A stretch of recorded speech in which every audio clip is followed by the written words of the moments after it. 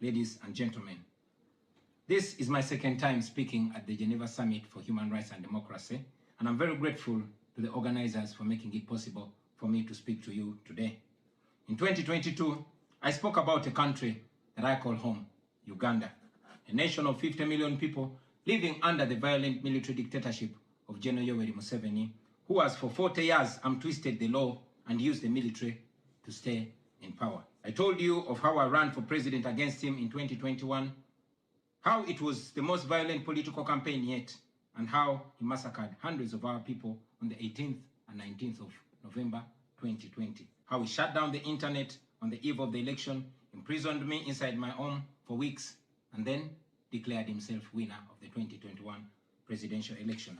Now, it is 2026, and here I am again, speaking to you at the Geneva Summit.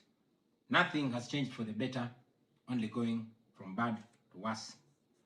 Despite what happened in 2021, we were driven by hope to give it another try.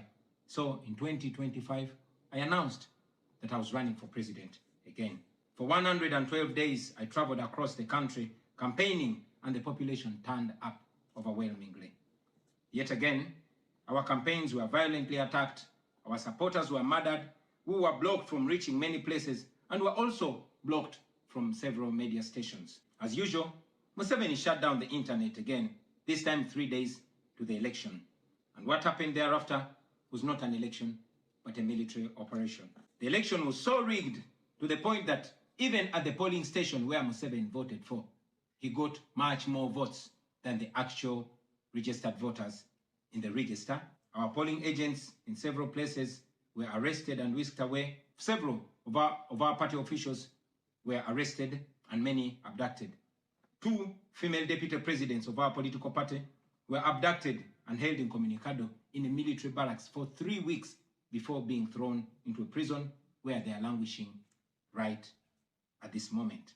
The military was deployed on our streets, shooting on spot whoever dared to challenge the criminality. It was under these circumstances that Museveni yet again declared himself winner of the election, this time with over 70% of the vote. Right now, I'm speaking to you while in hiding. This is because as soon as the election was finished, Museveni's son, who is also chief of the Ugandan military, issued an order to take me to him, dead or alive. The military acted on his order and raided my home. They tortured my family members, humiliated and undressed my wife, accusing her of hiding me.